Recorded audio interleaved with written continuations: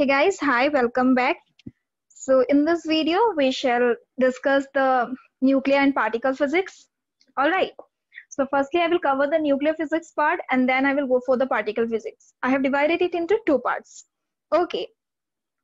Firstly, we will start with the very basics of nuclear physics. So the first thing that we will be looking, it is the structure of nuclei. Okay, we will see the structure of nuclei. All right. So for this, suppose we consider this is an atom, right? So this atom has a nucleus within it. And this nucleus has what? Protons and neutrons, right? So this is what? This is proton. And this is what? Neutrons. Okay. Now around this atom, electrons will be revolving. Okay. Around this, electrons will be revolving. Now you see protons are what? Protons are positively charged. All right.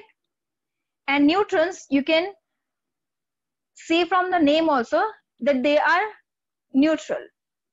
Right. That means they have no charge. Okay. So nucleus is constituting of protons and neutrons. So since neutrons has no charge and protons are positively charged, so nucleus is what? Nucleus is positively charged. And nucleus is heavy because it is having protons and neutrons. All right. Now we will see how we can represent the nucleus symbolically. Okay, we will see the symbolic representation. Symbolic representation of nuclei. All right. So we can represent it as X, Z, A. So here if you say A is the mass number, right? What is A? A is the mass number. And Z, it is the atomic number. Z is the atomic number. You can also say Z is the number of protons. Okay. And X it is the chemical element. X is the chemical element. All right. Now you see the mass number A, it is the sum of what? It is the sum of nucleons. Nucleons means protons and neutrons. So it is the sum of what? Protons and nucleons, right? So we can calculate the number of neutrons as N is equals to what? A minus Z. All right. So this is the very basic structure discussion, or you can say explanation of a nucleus. All right. Till here it is clear. Now let's see some terms related to nuclear physics. First we will see isotopes nuclei. Okay. Then we will see isobar nuclei. Right. Then we will see what? Isotones nuclei. All right. Then we will see the mirror nuclei. So first of all, we will see what are isotope nuclei. These are the nuclei which are having what? Having same atomic number, that is Z, but different mass number. Okay. Different mass number, that is A. Means the atomic number is same, but the mass number is different. Okay. Isobar nuclei are what? Which are having what? This time they will have same mass number, that is A, but they will have what? Different atomic number, right? That is different Z. In case of isotones, if you see, they will have what? They have same number of neutrons. All right. So this is what isotope, isobar and isotone nuclei means. Now we will see the example of isotones. Okay. So the example of isotones is this. Okay. Here if you see, the atomic number is same in all the three cases, right? But the mass number is different, is it? Now we will see isobar. Isobar means which are having the same mass number, right? Suppose you are taking oxygen 16, 8, and here if you are having what? Nitrogen 16, 7. Here if you see, this is the mass number, it is same, but the atomic number is different. So these are called isobar nuclei. Now we will see isotones. If you have chlorine 37, 17. If you have here what? Boron 36, 16. If you see the number of neutrons in case of chlorine, it is what? 37 minus 17, that is 20, right? And in case of the other nuclei, you have what? 36 minus 16, that is 20. So this is what? Equal, right?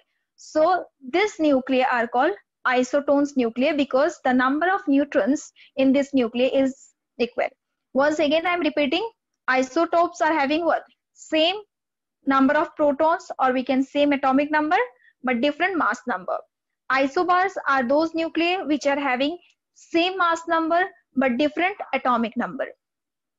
Isotones are the nuclei which are having same number of neutrons. All right. Now we will see mirror nuclei. Okay. Mirror, if you see, mirror is giving you something what? Same. Okay. So here what will happen if the nuclei, if two nuclei, okay, nuclei with what? Number of protons and neutrons. Okay, if the number of protons and neutrons are interchanged, okay, then they are said to be mirror nuclei. Okay, if you have two nuclei and their number of protons and neutrons are interchanged, then they are said to be as mirror nuclei. Okay, we can take the example as if you have carbon 11, 6, and here if you have what? Boron 11, 5. So if you see here, this is the number of proton, this is the number of neutron. In the first case, the number of proton is what? 6. In the second case, the number of proton is 5. In the first case, if you see, the number of neutrons is a what? 11 minus 6. That means what? 5. In the second case, it is 11 minus 5. That is 6. So here you see, the number of protons in this case is the number of neutrons in the other case. And here the number of neutrons in the second nuclei, it is the number of protons for the first nuclei. That means what?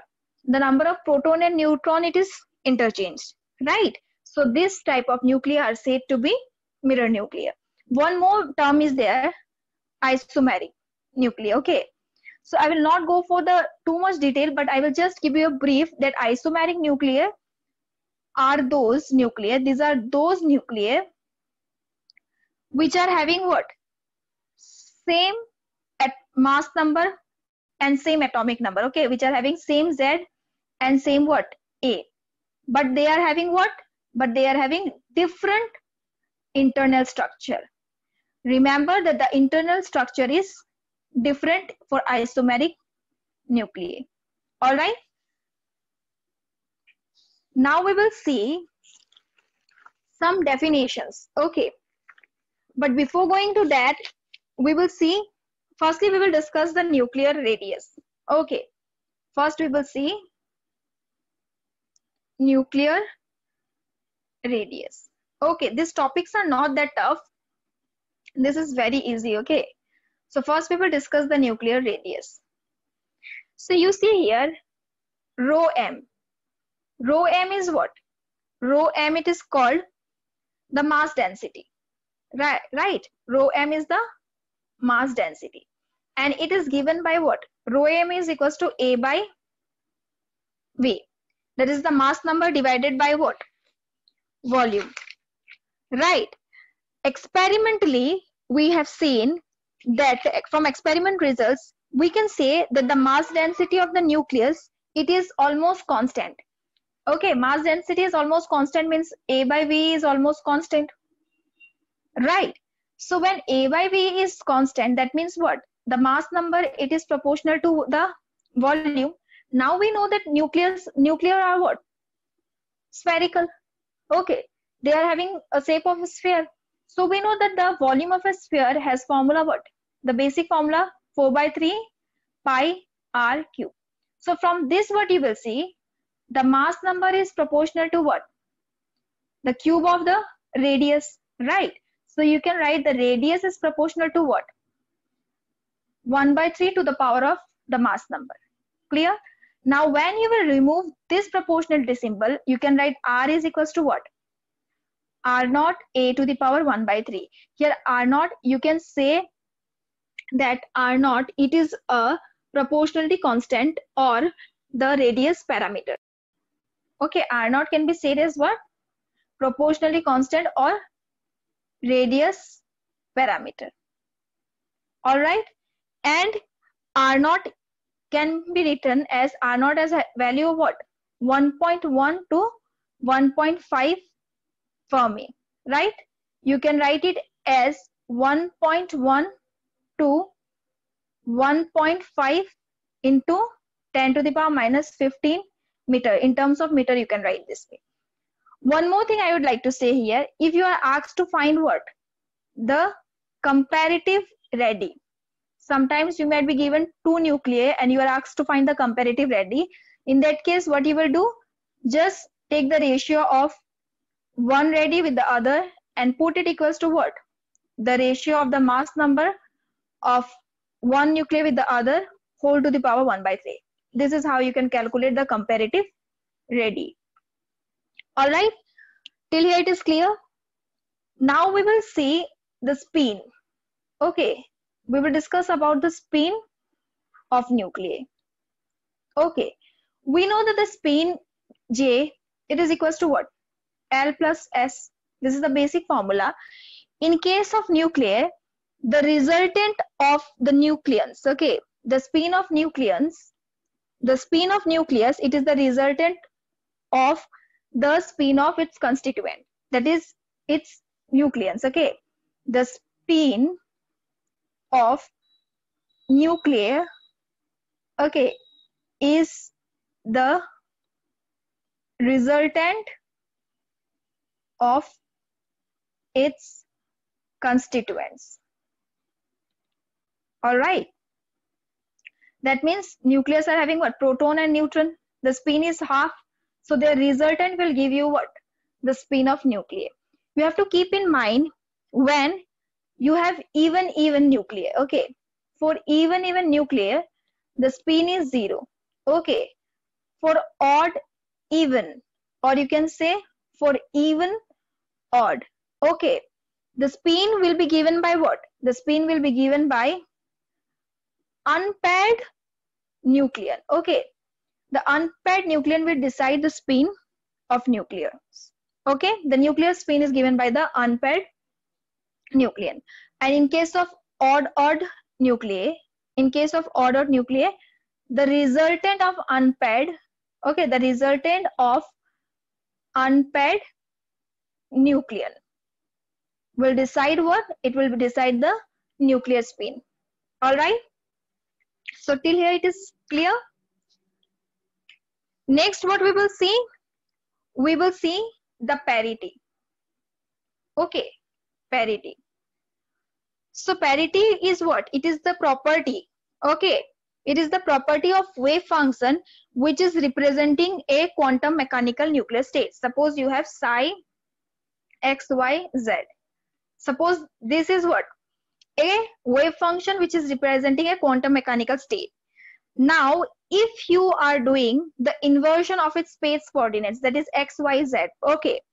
When you will do the inversion of the space coordinates from x, y, z to minus x, y, z, means when x, y, z, the inversion is done, okay, of this space coordinate to what? Minus x, minus y, and minus z, right? Then what will happen?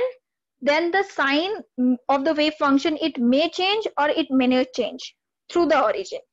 All right, so this property is said to be as parity, okay. Now if you will do the inversions as psi minus x minus y minus z, and if it is equals to what? Psi x, y, z, that means what? The wave function is not changing its sign. That means this is what? Even parity. This is called as even parity. Now again, if sometimes it happens what? The sign changes. The wave function sign changes. Then it is said to be as what? Odd parity. Alright? And the eigenvalue of parity is what? Eigenvalue of parity is plus minus 1. Alright? So for parity, this much concept is enough. It is clear till here? Now we will see about the packing fraction. Okay, the next topic is going to be the packing fraction. So here you see packing fraction F, it is equals to what? Mass defect per nucleon, or you can say mass defect by the mass number, right? And you can write F is equals to what? M mass of the constituents minus the mass of the atom divided by A. So this can be further written as Fa is equals to what? Mass of the constituents minus the mass of atom. So M of A comma Z, it is equals to what? A 1 plus F, right? This is what we can write. Okay, packing fraction is nothing. It is the mass defect per nucleon. Now you see if the packing fraction, okay, if it is positive, okay, packing fraction can be positive, it can be negative, it can be what? 0. So if the packing fraction is positive, then nuclei is what? Nuclei is stable. Alright? It means it will undergo what? Nuclear fission or fusion. It means it will undergo nuclear fission or fusion. Alright? And the example you can take as uranium-90 to 235. Okay. Hydrogen 21. These are the examples. Now you see if the packing fraction is negative. If the packing fraction is negative means what? There is mass defect. There is what? Mass defect. Right. Mass defect is there. That means what? Binding energy will be there. Right. And you can say nuclei is what? Nuclei is stable. Alright. You can write the example as argon 4018 and you can write Fe 5628. These are the examples of packing fractions whose packing fraction is negative, right? Now if the packing fraction is 0, if the packing fraction is 0, then what it is found? It is found this type of, okay, where the packing fraction is 0 in monoisotropic elements. Okay, it is packing fraction is 0 for what? Monoisotropic elements. Okay, means the elements where the mass is equals to the mass number. You can take the example as oxygen 16-8, where the mass number is equals to what? The mass. Okay, till here it is clear. Now next we will see about the electric quadrupole movement. Okay, the next topic is going to be electric quadrupole movement.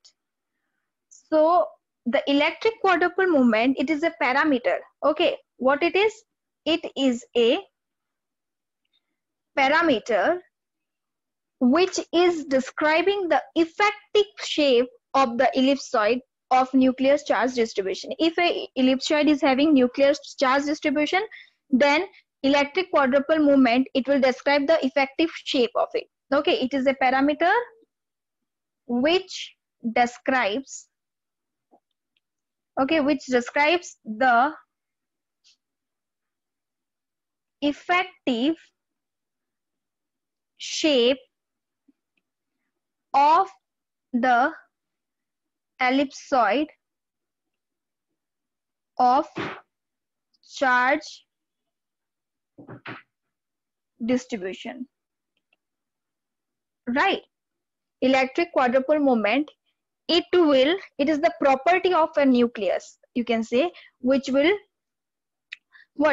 describe the effective shape of the ellipsoid of charge distribution. If a ellipsoid is having charge distribution, then it too will describe the effective shape of that particular ellipsoid.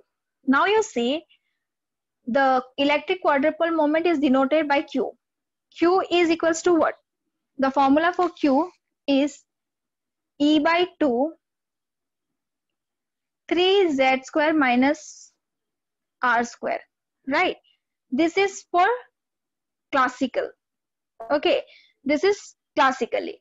And quantum mechanically, you can write Q is equals to what? 1 by E integration of 3z square minus r square rho dV. This is quantum mechanically. All right. Okay. Now, one more thing that you have to see, if the electric quadrupole moment is non-zero, okay, Q is not equals to 0, then it means what? It indicates that the charge distribution is not spherically symmetric. Okay, if Q is not equals to 0, it indicates that the charge distribution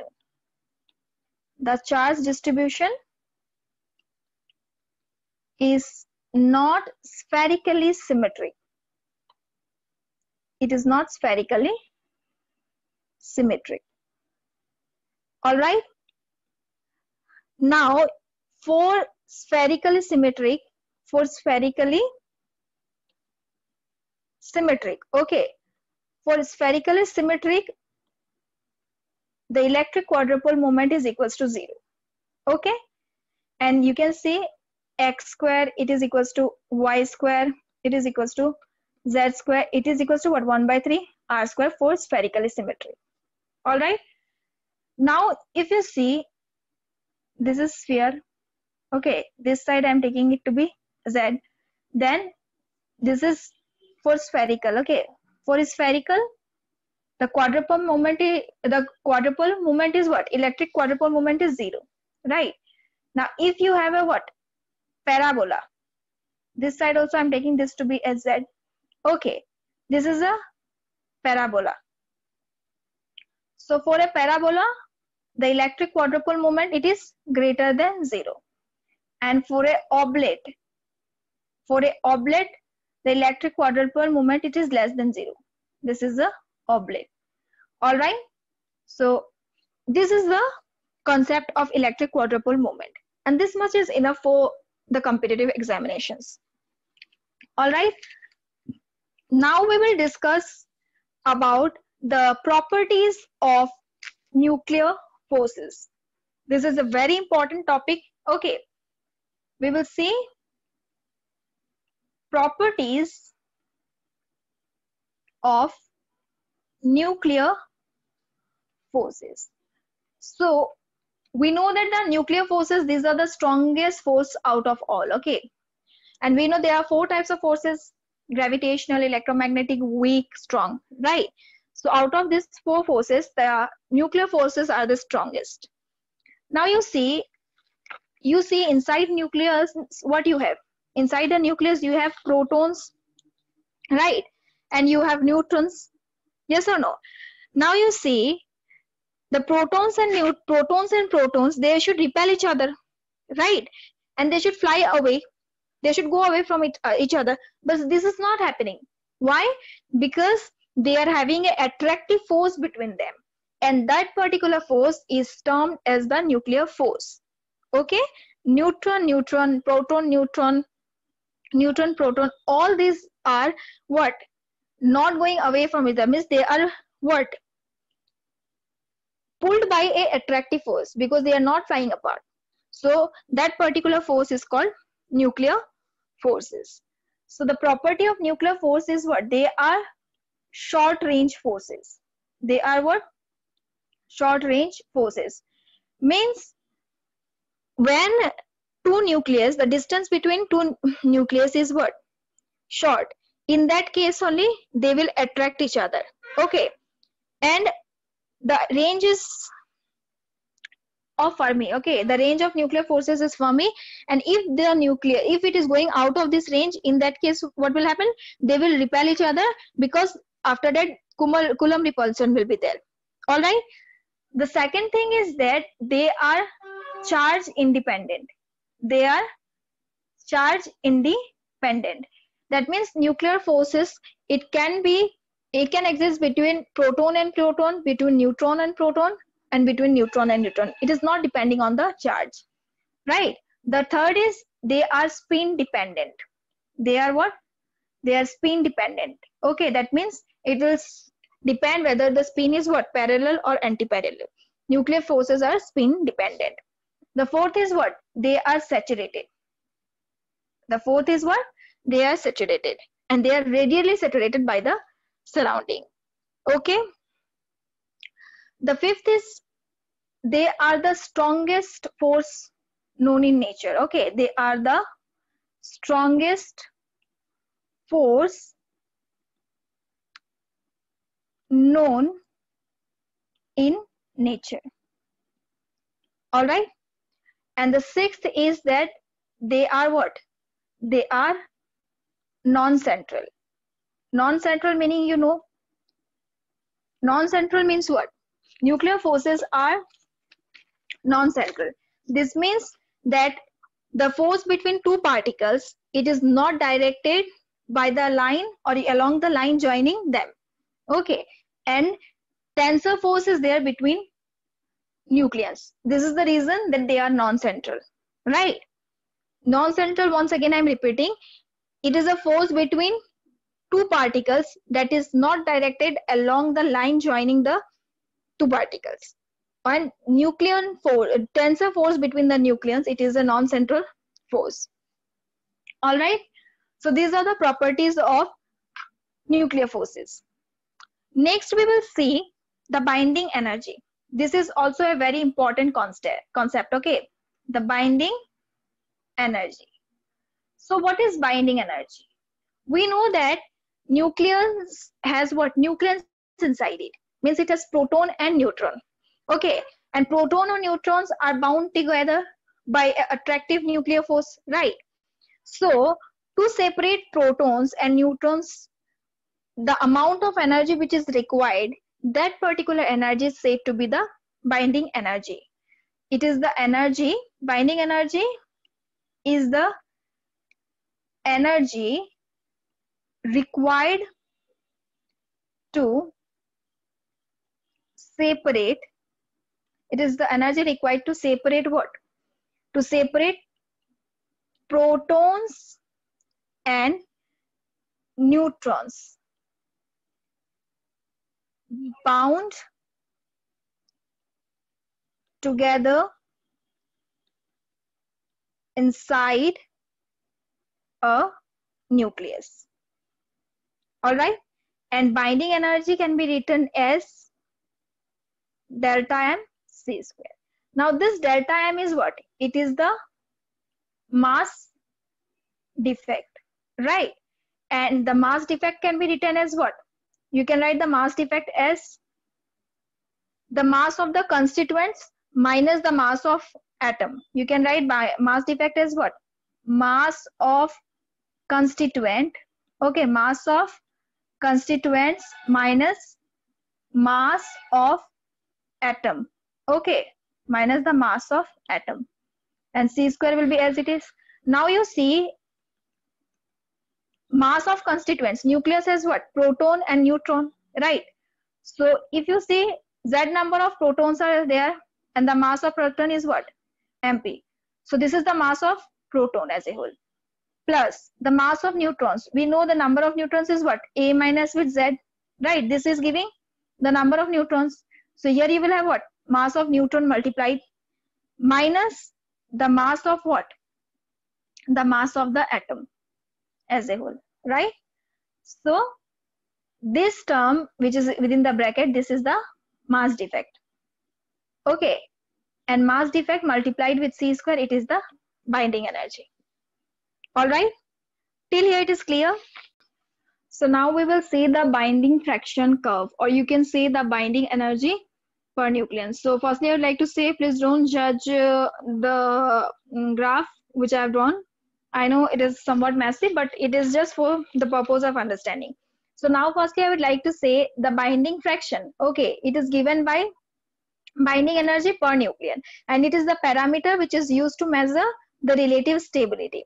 Okay, and the binding energy per nucleon, it is proportional to the stability. Now you see this binding fraction, it is maximum for what? You can see the peak is here.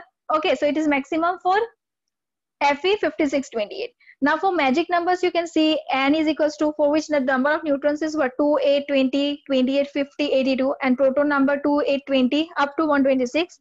Okay, you will see the relative stability is what? High for these magic numbers. Okay, and the other thing is that in nuclear fusion, or you can say fusion, the binding energy will what? It will increase, right? And the last point is what? When we will reach from ferrum to what? This is uranium. Okay, when we will reach from ferrum to uranium, we will see what? The binding energy curve, it is falling, right? Why it is falling down? Because of the long nature of Coulomb force. Okay, now here one more thing I would like to say, that the fraction, binding fraction, okay, FB, it is very small for light nuclei. For the light nuclei, it is very small.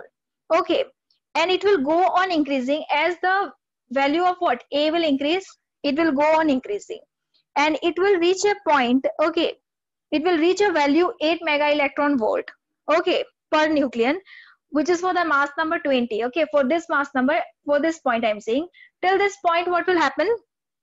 As you will increase A, what will happen? The fraction will go on increasing rapidly. But what will happen after this, when this particular graph, it will reach what? 8.8. Okay, this point. After this, what you will see? That is for what? Mass number 56. After this, you will see the curve will start decreasing. All right. The first observation of the graph is this one. Okay. Again, the second observation is what? When the mass number A is greater than 180, that is for the heavy nuclear. Okay, A is greater than 180. In that case, the binding fraction, the curve, it will decrease as the mass number will increase. Okay, till here it is clear. And you will see the variation of this binding fraction, it is very slight. Okay, it is very less. Okay, and in the mass range of what? In this mass range, you will see the increase, the binding energy, the binding fraction variation in this range of mass number 20 to 180, it is very less. And you will see the curve is also what? Virtually it is constant, you can say. So if you take the mean value of the binding energy fraction in this region, then you will get it 8.5 mega electron volt per nucleon. Okay, so these are the observations that we can see from the binding fraction curve, and this much is enough for you to know. So in this video we have discussed the very basic of the nuclear part, and I think that it is helpful for you. So if you like this video, do watch my next video, and if you want to know the syllabus of nuclear physics, I have uploaded in the previous video, so you can go and check it out. Thank you so much. Have a good day.